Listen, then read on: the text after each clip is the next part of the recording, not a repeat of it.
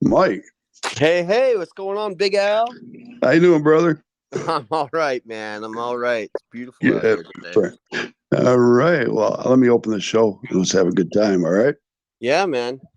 All right. All right, everybody. Welcome back to the No Cover TV podcast. I'm your host, Big Al, and I take that original, local, and national music. I shove it in your face. You need to hear it. There's a lot of great music out there around the world, all genres, all age groups. You do need to hear it. I appreciate each and every one of you checking out the No Cover TV podcast, the past shows, of course, the future shows, and today's show. We've got a great show for you today, and I want you to use and think of my three favorite words: support, support, support the artists. Get to the shows, pay the cover charge if there is a fee. Get to the swag table, t-shirts, CDs, albums, coffee mugs, bumper stickers, hoodies, you name it. They have everything. Then get to the stage, have a good time, stay after, meet the band, and hang out. Because they love what they're doing to put a smile on your face. And in return, you're putting a smile on their face because they're having a good time too. So, like I said, I appreciate everybody out there. And I feel it's an honor to be able to bring the story and the music to you. I've been doing it since 97, and you're not going to get rid of me. I'm really going to be a pain in everybody's butt because you need to hear it. Oh, yes, you do. So, let's get to our artist today. I've been looking forward to this show. Ah, yes, indeed. In the house, great band we have today. So, don't sneak off and check out the music on me. You stay for the story, okay? In the house is Mike Roy from Roy and the Secret People. How you doing, Mike? I'm doing fantastic. How are you? I'm doing great, man. Having a good day. I'm gonna shower here in just a little bit, but hey, it Oh, is what it man. is. Where are you? I'm in Michigan, man. Where are you at? Oh, dude, it's beautiful here in Pennsylvania. Absolutely gorgeous day. I miss Pennsylvania. I used to live up in the Poconos. Oh, yeah, not too far from me. I'm here in Easton. So, No, that's not too far. no. Great up there. But you got to drive a ways to get to places. Oh, yeah. Oh, yeah.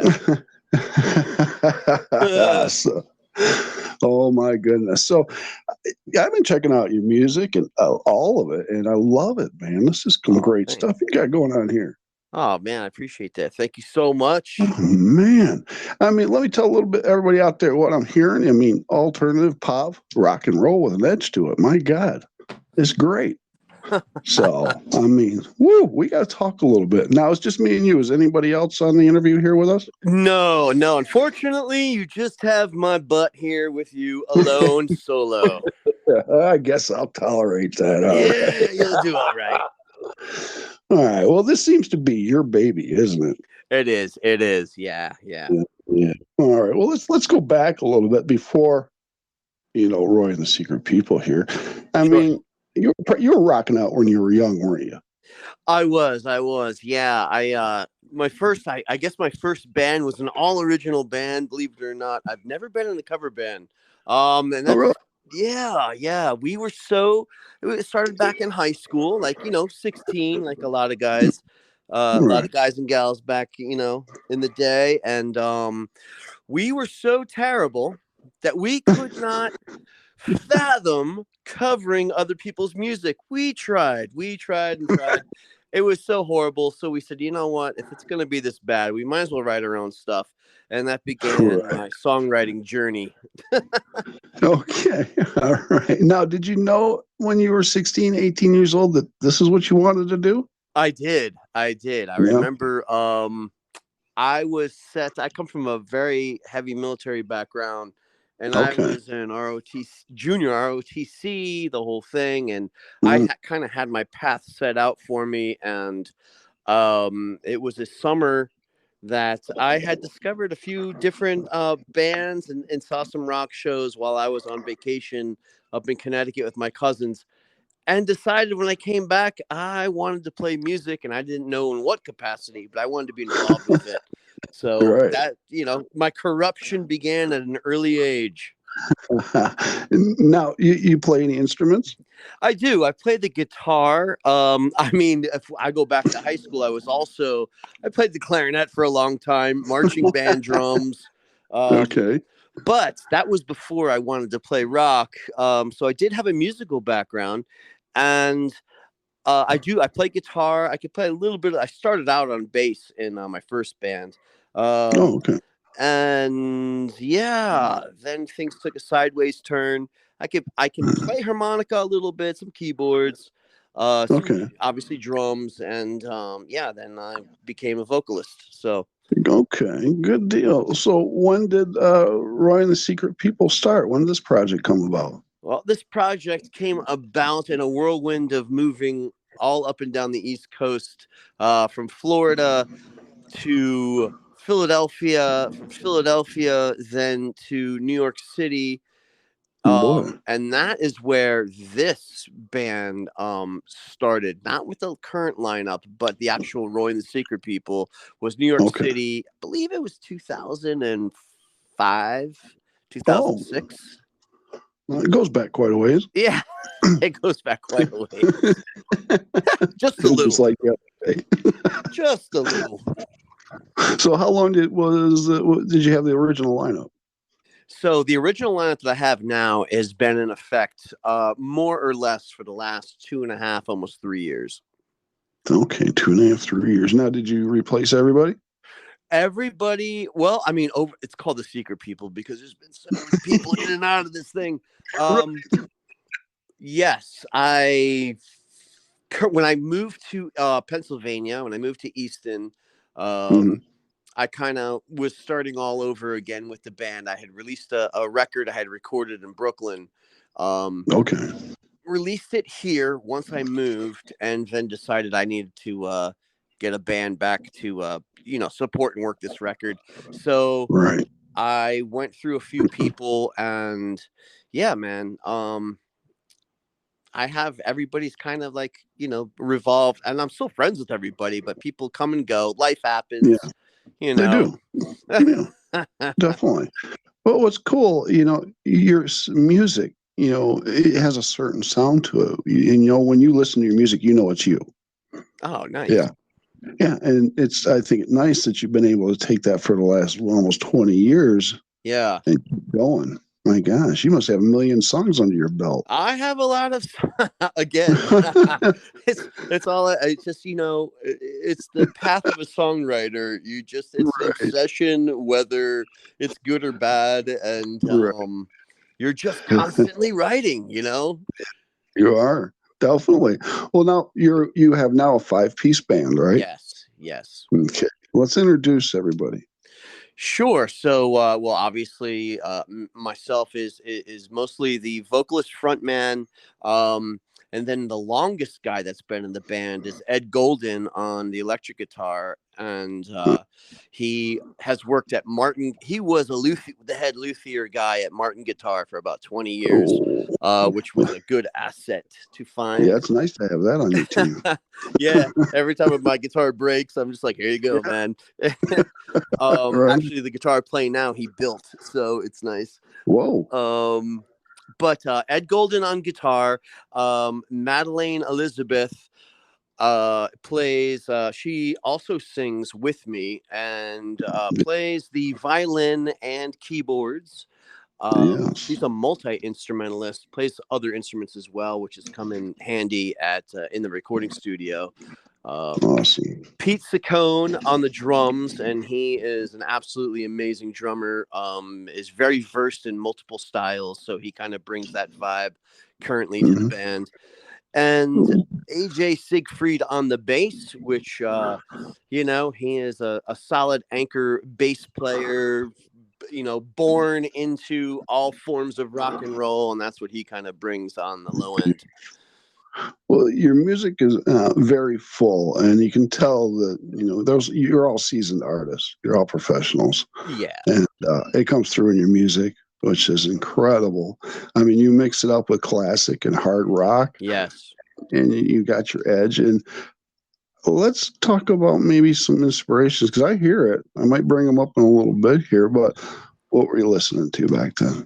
Whoa, when you say back then, Big Al, what are you talking? When you say back then, how far back are you going? Back in the caveman days. Back in the caveman days. Oh my God. The caveman days. So I'm from South Florida. I'm from Jupiter, South Florida. My parents were strictly into outlaw country. And I would say, what would you call it? Adult contemporary back then. So you got the Anne Murray, Neil Diamond, kind of yacht rocky that kind of stuff, you know, Linda Mhm. Ronstadt, all that. So I kind of grew up with only knowing that, and then turning the radio on, there was all the pop with the, you know, I was really into Okay. Phil Collins and Michael Jackson and that kind of stuff. Being a kid, the Police. I remember discovering Yep. Duran Duran, thinking they were the best thing since sliced bread. Um, Right.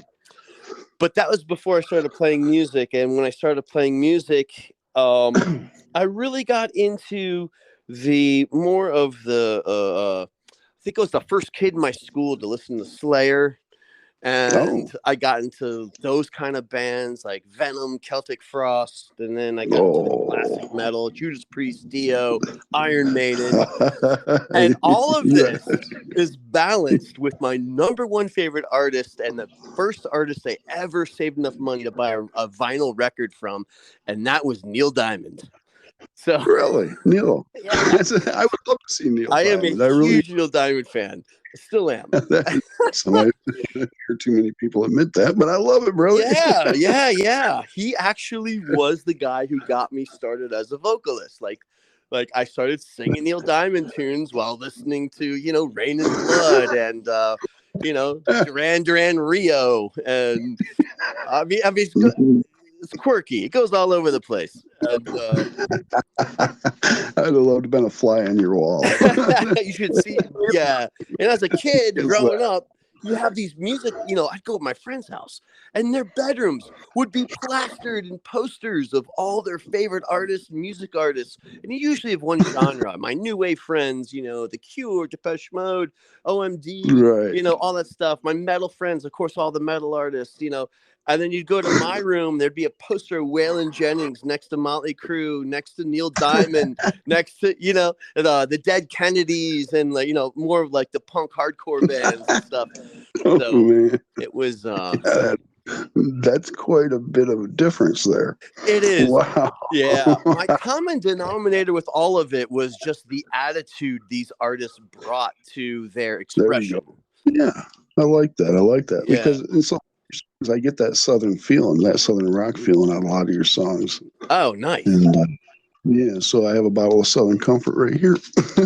That's fun. Sweet Southern Comfort. Oh Here man, we go, brother. it's been a Oh, while. my That was my brother's poison. But yeah, it's been a while since I had some Southern Comfort. Yeah, it's poison for sure. You know, and I was, you know, listening to the music, you know, I hear different artists and stuff influences. And I don't know if these were your influences, but I hear kind of like Bowie. Oh, a lot of Bowie, yeah.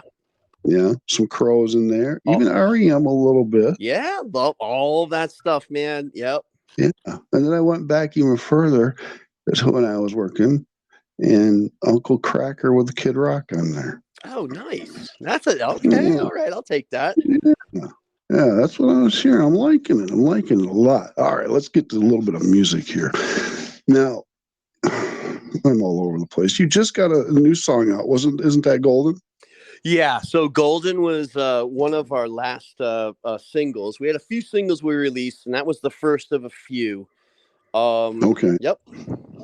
And Golden. Okay, I love that right there. That song is, I love that, man.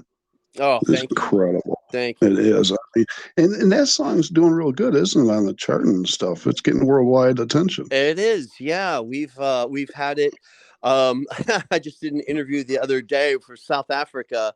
Did you? And yeah, it's been on a bunch of different indie charts, and it's gone a little global, which is nice. You know, Okay. never complain. Across the Pond has been played in a lot of like British, you know, England and all that crap. So now, how many EPs do we have out? Is it 4 that I read? Am I wrong? So there's one, two, there's 3, there's 4 full length records, Okay. 2 vinyl records, and then there is 2 or 3 singles. There's a live record, and some of the stuff is only found digitally. So the other stuff Okay. is found, I guess, physical. Like, you know, we'll mail you a CD or, Right. you know, a vinyl. And then we have an Yeah. EP about to be released, a new EP. Oh. So, which we're headed to Nashville in 2 weeks to finish that up. Beautiful. What studio are you using? So we are going to use in Nashville, we're going to work with Malcolm Springer, who's the producer who has done a bunch of stuff. I mean, his list is huge. I mean, off the top of my head, I mean, you know, but we'll be recording at Danny Key Studio from the keyboard player from Leonard Skinner. And we'll be there. We'll be there for a long weekend, just getting some work done. Well, it'll be fun. Now, when you're in the studio, I like to ask this question, and since we're a little older, do you like to use analog in your music, or is it strictly digital? So, okay, so nobody ever asked this question. This is great. I know. So, yes, as you know, I come from a time to where 2-inch tape had to be bought and picked up and brought to the studio, heavy as a mofo, and you didn't have the beautiful digital edits and stuff. So what you laid down, I mean, it was kind of a pain. You really had to get your shit together before. Yeah, you did. You know, and so I come from that school, and yeah, I did too. and that really, that really like cut the wheat from people, because you're really investing a lot of money in this stuff. And you are. So we became a lot more serious, I think, than music is taken now and recording is now. But so that mentality has never left me. But yeah, so do I prefer it? I do, for the sense of nostalgia and from what you consumed as you consumed music back then when it was just analog. Yeah. But I find it now, digital is such the number one source of recording that I don't think people understand the difference between the two anymore. Like, it's been enough time that has passed to where if Lenny Kravitz comes out and says, I recorded this whole album digitally, and I'm listening to it on my phone, which most people listen to it through, digital means, I don't think it translates. I think you're losing. It just sounds, it sounds the same. It sounds compressed because it's got to be, because it's being transferred into digital. Exactly. But what I found out, so I taught at the School of Rock here in Easton for 7 years with kids. And the whole vinyl explosion started to happen where I live, about 7-8 years ago. And I found these kids all of a sudden were coming in with these vinyl records, obviously analog. And they're playing them. And they're freaking out over all this music because it sounds different. And so I said, well, wait a second. Let me go I need to go buy a record player again. Yeah. So I went and got it. And it brought me back to being a kid. And I was like, that's why I fell in love with music so much. Yeah. It was such a physical connection, not only to the record, the physical act of opening the record, looking at it, putting it on the turntable, moving the needle.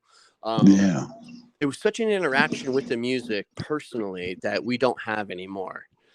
No, we don't. And it was nice to have the album, because once you got the album on and playing, you had the whole record cover to read and go through the songs and everything. All the liner notes. Yeah. That was great stuff. Yeah, it was great stuff. And, I really miss that a lot of the artists, and I'm talking about the graphic artists, were making names for themselves through big artists by creating the image and stuff and the look and, everything on these albums. No, I agree. Now, before we get ahead of ourselves, tell everybody out in podcast land the platforms they can find your music and where you're playing, merch, all that good stuff. Well, I'm going to say that the source of all our stuff would be royandthesecretpeople.com, and that's ROI. That will bring you mostly to the physical means to buy merch or I don't know, our music physically, like our albums and the CDs and stuff. Digitally, we are like pretty much everybody else. We're on every digital platform. That's good. So spending 15 minutes telling you everything. I mean, we're out there. It's on everything. It's on everything, everybody. It's on everything. Check it out. Yeah, it's on all digital platforms. There you go. Now, are you playing out quite a bit? Yeah, we just finished a huge gig in New York City at Arlene's Grocery on Wednesday. Did you? Yeah, and Nice. that was fun. And Yeah. played with some amazing bands. Um, we were in Philly before that. We have a few acoustic shows coming up next weekend, which are more local. Then we hit Okay. Nashville, and then we'll be in Nashville to work and to, hang out with some friends. Oh, right on. And then the festival season kind of starts for us for the summer. Yeah, it does. It does. Now, are you filling in with the acoustic shows when you're not able to bring out the whole band? Yeah. I have a love to play acoustic stuff, whether it's solo or as a trio, which is usually Nice. Ed and Maddie. So, and she'll, she just brings her violin. That's it. Oh, okay. That's awesome, man. So you're working every weekend, probably. Yeah, we work a lot. Yeah. Mm-hmm. Okay. Now, let me ask you this question. You've done a lot of shows. Do you like the smaller venues where the people are on top of you, right in front of you, or do you like more of the festival where they're out 10 feet and a bigger crowd and they can't touch you? Well, there's a huge there's a difference and not a difference. The smaller venues and the more intimate venues are really good for stories. Mm-hmm. And because you're interacting with people, and and I have a soft spot for hecklers, so I'm really into like an interaction with people. So, and I like to, obviously, if you can't tell, I like to talk a lot. So there's always I like connecting with people. I would say the bigger festivals. Last summer, I think we opened for a sold out show, and it was, I forget how many people were there. We were opening for the Smithereens. And oh, nice. Yeah, that was a great show. Those guys have stories, let me tell you. And that is a little more distanced, but at the same time, it's easier. Okay. It's easier because you're, there's a lot of people. So right. There is. And I guess that would be less intimidating to some artists that I find. Yeah. Like the more people there are, it's less. If there's like 4 people in the room, you can get really into your own head and go, "Oh God," Oh yeah, that messes with you bad. Yeah. Oh man. Hey, I'd rather have 1,000 or 2 or more. Me too. Definitely, my friend. All right. Now, yeah, you opened up with some great national acts. Name a few of them for the audience. Let's see. We played with Smith. Well, obviously, I said the Smithereens. We did an opening show, a support show with Corey Feldman. I was gonna say I wanted to come out your mouth, not mine. Okay. And that was a spectacle. And that dude is he's very eccentric, but he's very, very nice. Is he okay? I expected something completely different, and he ended up being a very genuinely nice guy. Did he dance? He did everything you see on the videos. Oh, he danced. He brought his wife up. He said she was the best singer he'd ever heard, and Oh boy! And look, I'm not going to say she is the best singer I've ever heard, but right. That's a hard act to follow. Yeah, that was wild. We ended up playing with a bunch of over the past 3 years, especially a lot of, I want to say not hair metal, but kind of hair metal acts. I don't know why. We just started getting put with them. I think it's because of that Black Crowsy kind of vibe that we have. Sure. Yeah. So we played. I don't know if you ever heard Enough's Enough. Oh yeah. We did they're great. Yeah, we did a few shows with Chip, and they were amazing. We did the Choir Boys from London. They used to be called the London Choir Boys. Now it's called the Choir Boys. Another band from the early 90s, Spread Eagle. We did a few shows with them. We got another show with them coming up. And we did Scotty Austin, and he was the lead singer of a band that I didn't listen to at the time that they were out. I think they were called Saliva or something like that. I Yeah. could be wrong. I forget what it is because it wasn't my scene, but he was really cool. Nice. And Very nice. yeah. Soap Girls. Have you ever heard of the Soap Girls?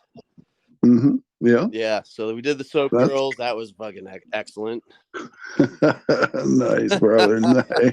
I bet it was. Oh Right. man, I have a lot of pictures of that one.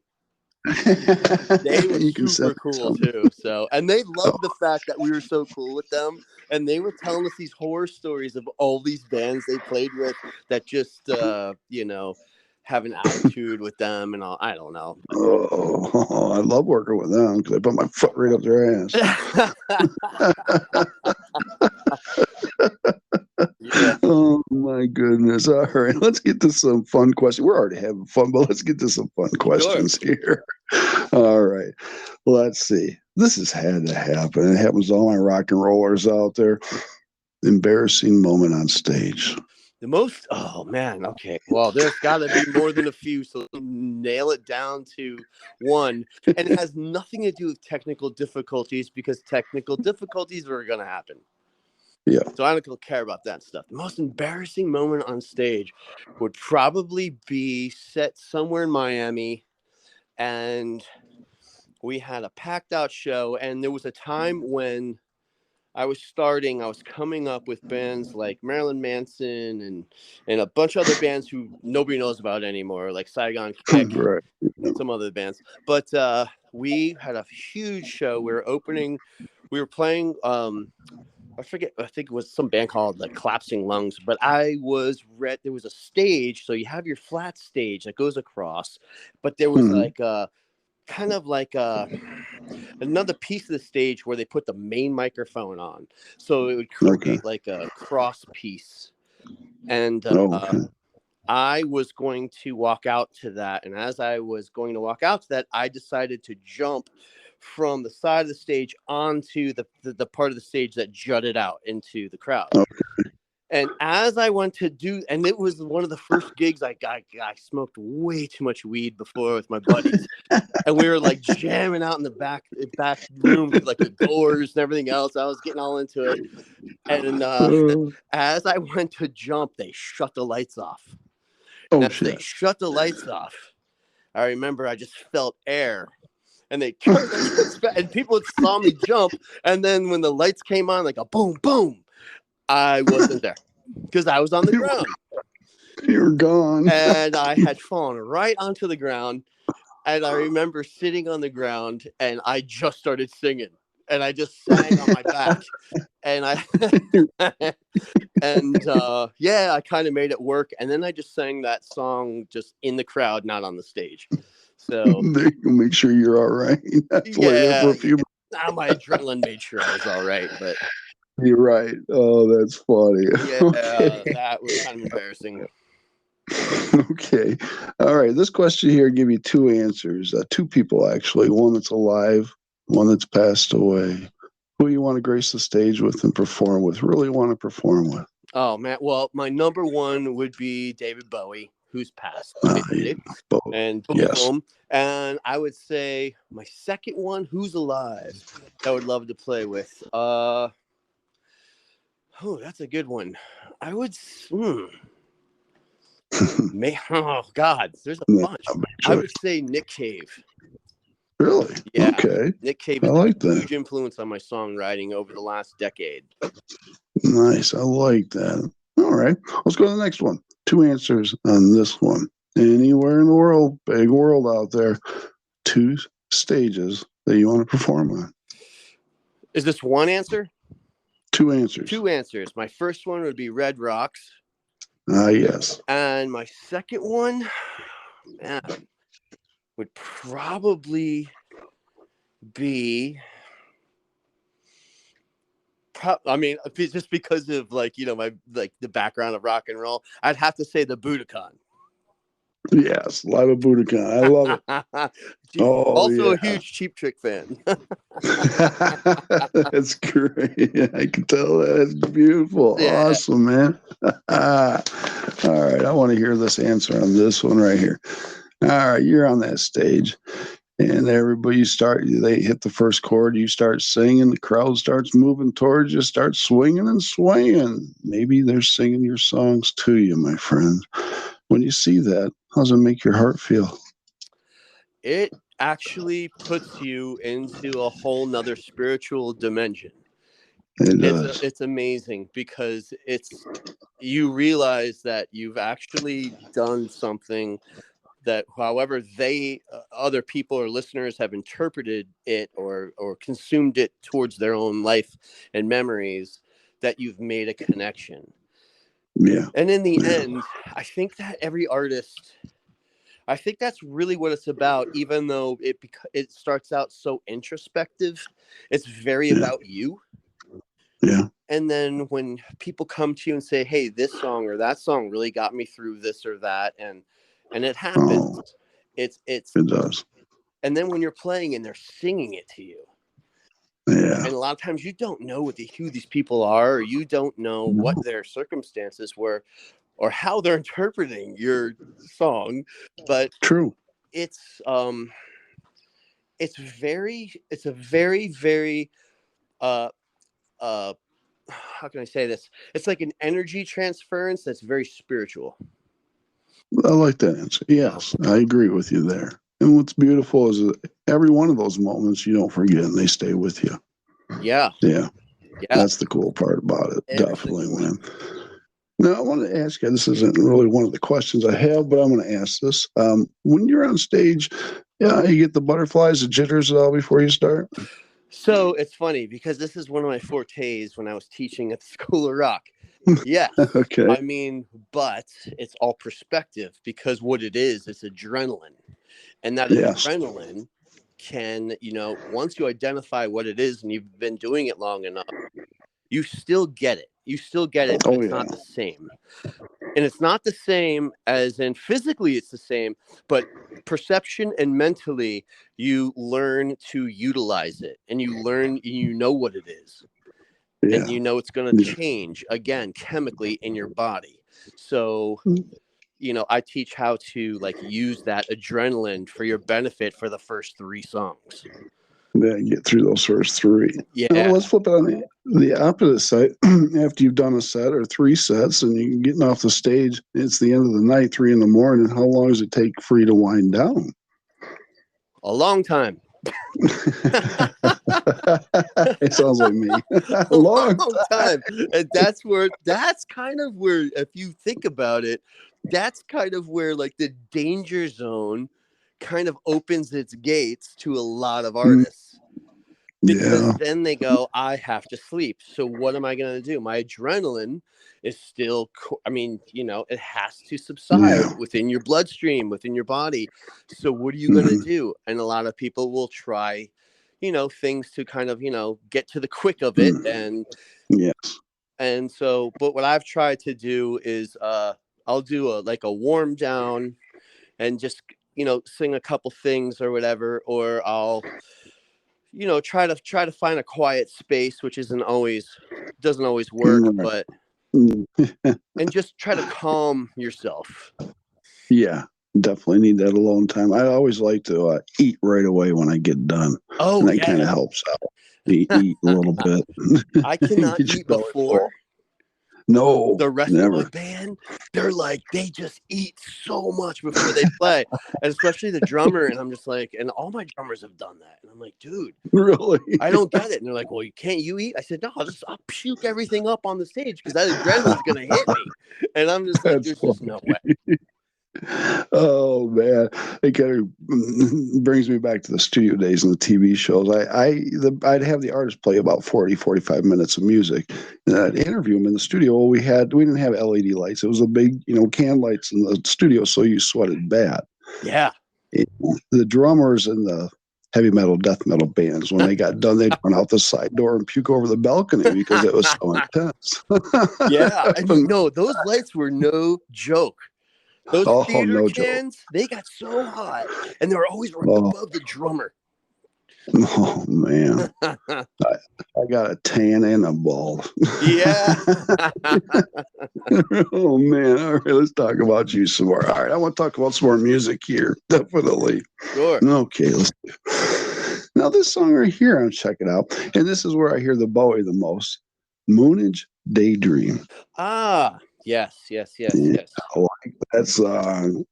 Where'd you dig that up? What's that about? So, Moon Age Daydream, obviously off of one of the most iconic David Bowie records, Yeah, Ziggy Spiders from Mars, Ziggy Stardust, and yep. that I was so obsessed when I lived in Florida with that record at this one point in my life, and Nice. that song, because the whole album kind of unfolded in my mind like a story. Oh, okay.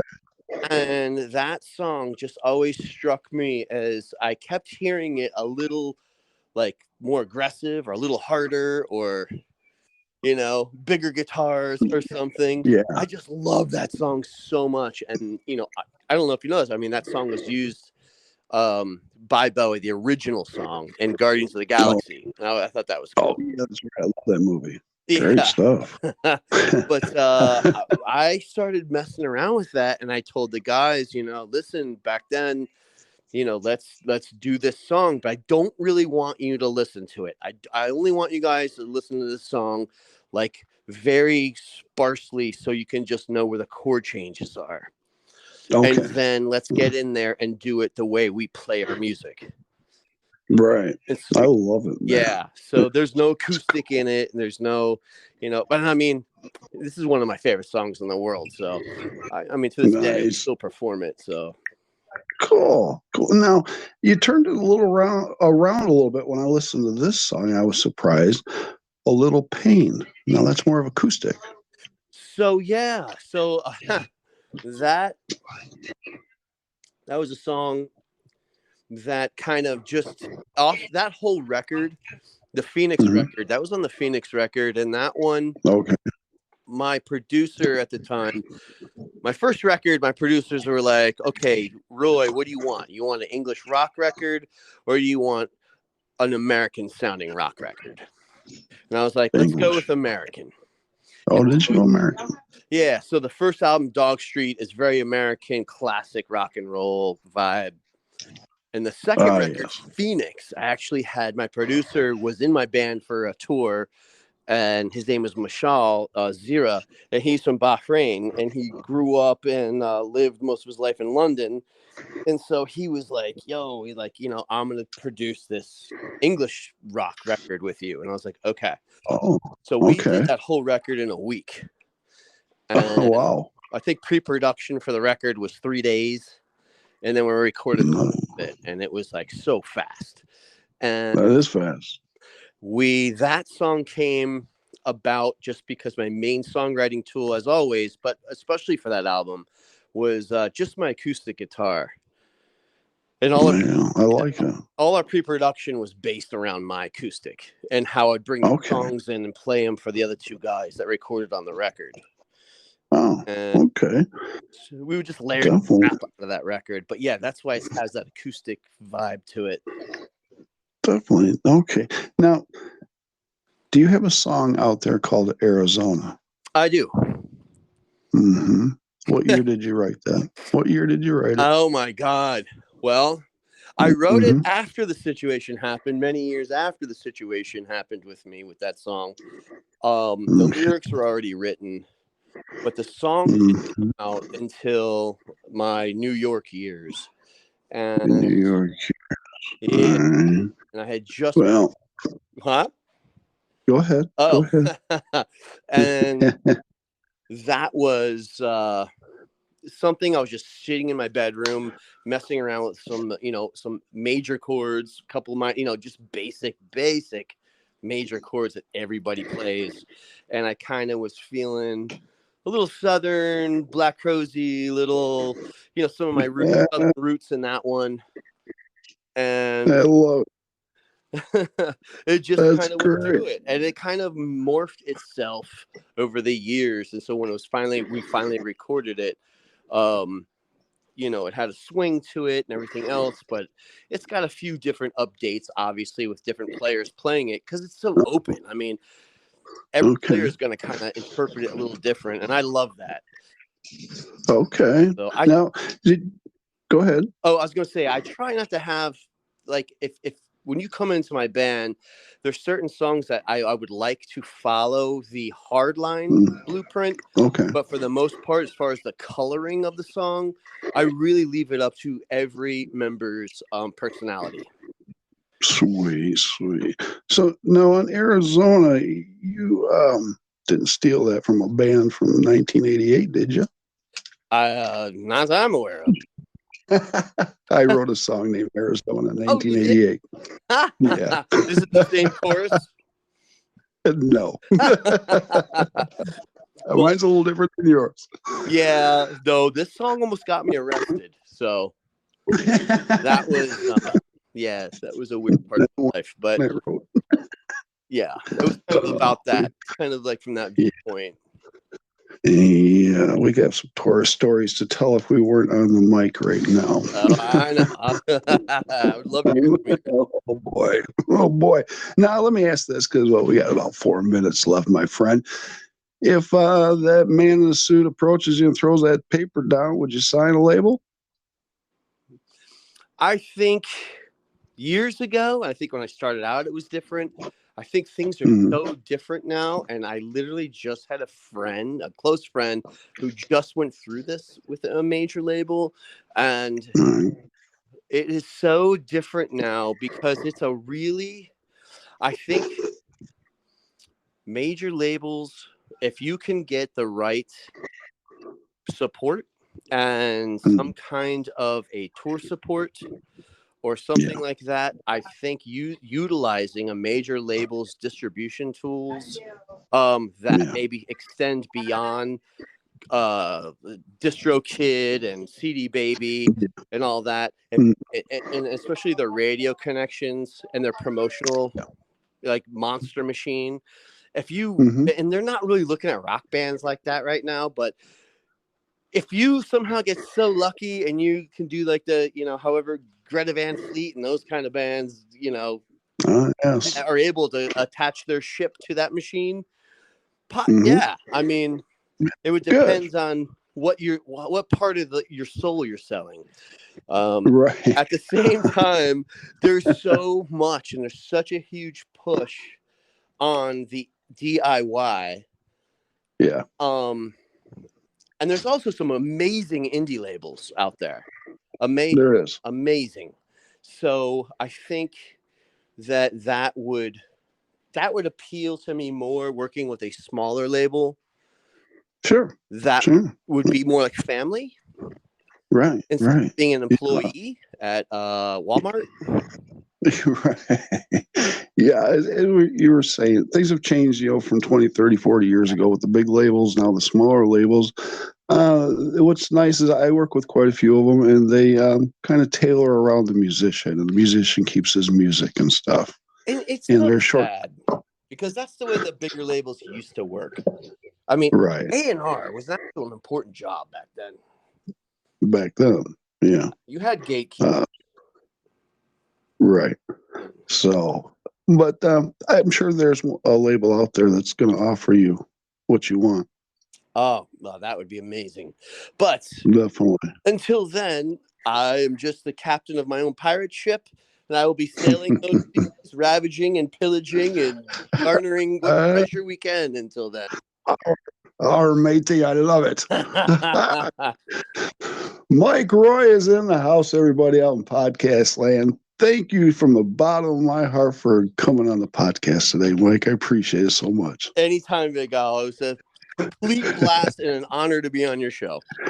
It's a lot of fun. We're going to do this again. Let's say 6 months or so. I want to see what you're up to. All right. I love it. Yes, you got it. All right. All right. So everybody, now you can go to the platforms and check out Roy and the Secret People and Groove, and check out the new song, Golden. It is golden. It's a great song. Hey, actually, let's do this. Yeah. You hear it? I hear let's end the show with it. Oh, yeah. I hear something. I do. Oh, yeah. So people out podcast land, this is what you're going to hear. This is Roy and the Secret People. So check them out. Get out to Pennsylvania. If they're out and about, check out their shows, get the swag, get everything they've got. Because they kick ass. Because you can hear it. So my friend Mike, you take care. I'm going to get this to the platforms. And I'll talk to you real soon. Okay, brother? You got it, man. Anytime, Al. All right. We're out of here, everybody. Take care. See ya, Mike. Peace. Late. Peace.